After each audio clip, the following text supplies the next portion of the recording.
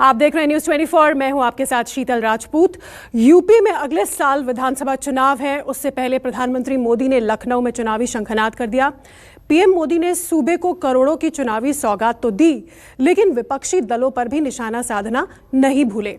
उन्होंने प्रधानमंत्री आवास योजना के बहाने सीएम योगी की तारीफ की और पिछली सरकारों पर वार किए। साथ ही उन्होंने लखनऊ से 2022 का चुनावी समीकरण भी साधा।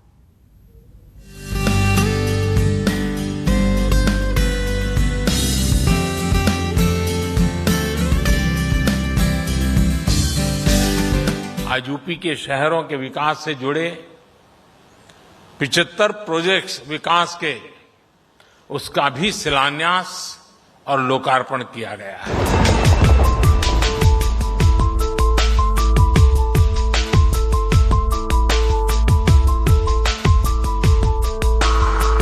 भारत आज पीएम आवास योजना के तहत जितने पक्के घर बना रहा है वो दुनिया के अनेक देशों की कुल आबादी से भी अधिक है। «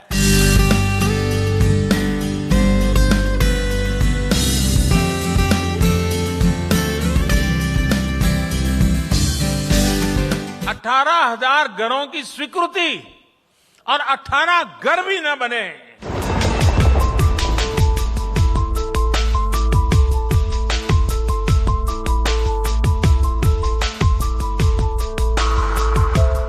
यूपी में चुनावी घमासान को लेकर सभी सियासी दल एक्शन में हैं। विपक्ष योगी सरकार पर हमलावर है, पिछले 4.5 साल का हिसाब मांग रहा है, तो बीजेपी तमाम तरह की विकास योजनाओं के जरिए जनता का दिल जीतने की कोशिश में है। अब तक मुख्यमंत्री योगी समेत बीजेपी के तमाम दिग्गज रैली और सम्मेलनों के जरिए जनता के बीच जा रहे थे।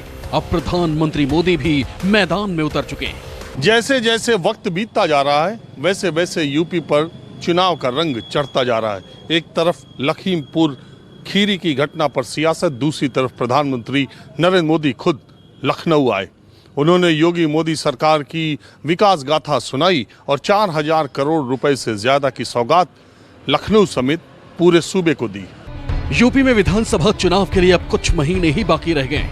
ऐसे में पीएम मोदी ने सूबे को मेगा गिफ्ट दिया है। मोदी ने लखनऊ में आजादी के 75वें वर्ष के मौके पर मनाए जा रहे अमृत महोत्सव के तहत नया शहरी भारत सम्मेलन और प्रदर्शनी का उद्घाटन किया। इस मौके पर प्रधानमंत्री मोदी ने 4,737 करोड़ की 75 शहरी विकास योजनाओं का शिलान्यास किया। साथ ही प्रधानमंत्री मोदी ने 75,000 लाभार्थियों को प्रधानमंत्री आवास योजना के तहत बने घरों की चाबियां भी सौंपी।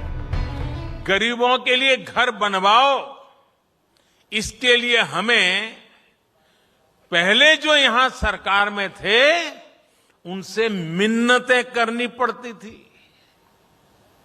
2017 से पहले पीएम आवास योजना के तहत यूपी के लिए 18,000 घरों की स्वीकृति दी गई थी। 18,000। लेकिन जो सरकार यहां थी उसने गरीबों को पीएम आवास योजना के तहत 18 घर भी बनाकर नहीं दिए। 18,000 घरों की स्वीकृति और 18 घर भी न बने। मुझे संतुष्टि है कि योगी जी की सरकार आने के बाद यूपी में शहरी गरीबों को 9 लाख घर बनाकर दिए गए हैं। यूपी में विधानसभा चुनाव है और विरोधी बीजेपी सरकार के कामकाज को लेकर हमलावर हैं। ऐसे में प्रधानमंत्री मोदी ने कहा कि कुछ महानुभाव रात दिन अपनी ऊर्जा का इस्तेमाल सिर्फ उनका विरोध करने में कर देते हैं, लेकिन उन गरीबों की सुध कोई नहीं लेता जो आज सरकार की योजना से लखपति बन गए हैं। हमारे यहाँ कुछ महानुभाव कहते रहते हैं कि मोदी ने, हमने प्रधानमंत्री तो बना दिया, मोदी ने किया क्या?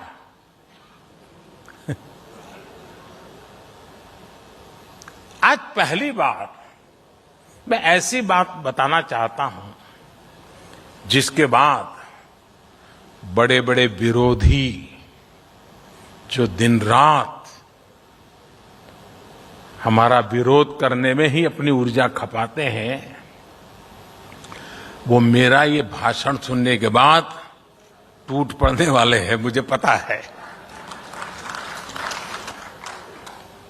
लेकिन मुझे लगता है मुझे बताना चाहिए। मेरे जो साथी, जो मेरे परिवारजन है, जो झुग्गी झोपड़ी में जिंदगी जीते थे, जिनके पास पक्की छत नहीं थी, ऐसे 3 करोड़ परिवारों को इस कार्यकाल में एक ही योजना से लखपति बनने का अवसर मिल गया है। शहरी लोगों के लिए घर का सपना साकार होना बहुत बड़ी बात होती है। इस बात को प्रधानमंत्री मोदी अच्छे से जानते हैं, इसलिए उन्होंने लाभार्थियों से बात भी की और मजाक भी। एक लाभार्थी से उन्होंने मजाकिया लहजे में कहा, घर मिलने के बाद आपका खर्च बढ़ गया होगा। अच्छा, नए घर में जाने के कारण जीवन में क्या बदलाव आ रहा है? अब तो नए घर में गए तो रिश्तेदार भी बहुत आना शुरू हो गए होंगे। हाँ, पहले हमारा टूटा मकान था तो रिश्तेदार भी आते थे तो थोड़ी शर्म महसूस होती थी, और अब हमारा पक्का मकान बन गया है तो इसलिए अब हमें बहुत अच्छा लगता है और रिश्तेदार भी बहुत आते हैं। तो फिर आपको खर्चा भी बढ़ गया होगा। अरे नहीं सर, ऐसी कोई बात नहीं है। फिर तो अखबार में छपेगा कि मोदी जी ने बहुत बड़ा गुनाह कर दिया, मकान दे दिया, मेहमान बढ़ गए, खर्चा बढ़ गया। गरीब बेचारा खर्चा कहां से निकालेगा? 2022 में चुनाव है तो प्रधानमंत्री मोदी लगातार यूपी के धुआंधार दौरे कर रहे हैं। लखनऊ से उन्होंने 75 चुनावी सौगात दी। इससे पहले उन्होंने 14 सितंबर को अलीगढ़ से पश्चिमी यूपी को यूनिवर्सिटी ऑफ डिफेंस कॉरिडोर जैसी योजनाओं का तोहफा दिया था। उससे पहले अपने संसदीय क्षेत्र काशी में पीएम मोदी ने कई योजनाओं का शिलान्यास किया था। कहने को तो प्रधानमंत्री मोदी ने आजादी के 75वें साल पर उत्तर प्रदेश को 75 योजनाओं का तोहफा दिया, लेकिन उन्होंने इन चुनावी सौगातों के जरिए एक शहर से यूपी के सभी 75 जिलों को साध लिया। प्रधानमंत्री भले ही लखनऊ में थे, लेकिन यहां से उन्होंने पूरे अवध का समीकरण साथ दिया, क्योंकि 403 विधानसभा सीटों वाले यूपी की 81 विधानसभा सीटें सिर्फ अवध में आती हैं। इसलिए यूपी की सत्ता पर काबिज होने के लिए यूपी के दिल अवध में जगह बनाना बेहद जरूरी होता है। ये दावा ऐसे ही नहीं किया जाता, बल्कि आंकड़ों और चुनाव नतीजों का बारीकी से अध्ययन करने के बाद किया जाता है। अगर बात की जाए 2017 के विधानसभा चुनाव की, तो उस वक्त अवध में बीजेपी ने 67 सीटों पर कब्जा जमाया था। मायावती की पार्टी बीएसपी को 6 सीटें मिली थी। एसपी को सिर्फ 6 सीटों से ही संतोष करना पड़ा था। कांग्रेस 2 सीटें ही जीत पाई थी। अगर बात करें 2007 के विधानसभा चुनाव की, तो उस वक्त बीएसपी प्रमुख मायावती ने सोशल इंजीनियरिंग करके अवध को अपनी झोली में डाल दिया था। उस वक्त अवध में हाथी पर सवार मायावती का विजय रथ दौड़ा था। 2007 के विधानसभा चुनाव में बीएसपी ने 34 सीटें हासिल की थी। एसपी को 28 सीटों से संतोष करना पड़ा था। बीजेपी 9 सीटें जीतकर तीसरे नंबर पर थी। कांग्रेस की झोली में 8 सीटें गई थी। अन्य को 2 सीटें मिली थी। यूपी की सत्ता तक पहुंचने के लिए तमाम सियासी दल जाति, धर्म और ध्रुवीकरण के साथ दमदार मुद्दों को धार बनाकर आगे बढ़ते हैं, लेकिन प्रधानमंत्री मोदी ने लखनऊ से सिर्फ विकास का रास्ता दिखाकर बाकी मुद्दों की हवा निकालने की कोशिश की। चुनाव जीतना जरूरी है, लेकिन चुनाव में विजय हासिल करने के लिए विकास भी जरूरी है। अगर विकास की नींव पड़ेगी, तभी तो आम लोगों के दिलों में जगह बनेगी, और प्रधानमंत्री मोदी इस फॉर्मूले को अच्छे से जानते हैं। इसीलिए वो विकास के नाम पर विरोधियों को घेरने की कोशिश करते हैं। Bureau report, news 24। राजधानी लखनऊ से प्रधानमंत्री मोदी ने अयोध्या की बात भी की। उन्होंने कहा, अयोध्या की दीपावली के बहाने मुख्यमंत्री योगी की पीठ थपथपा रहा हूं, और प्रधानमंत्री आवास योजना के लाभार्थियों को होमवर्क दिया। आखिर क्या है ये होमवर्क जो पीएम मोदी ने दिया? इस रिपोर्ट में देखिए। अयोध्या ज्यादा दिए जलाता है कि ये जो 9 लाख घर दिए गए हैं, वे 9 लाख घर 18 लाख दिए जला करके दिखाए।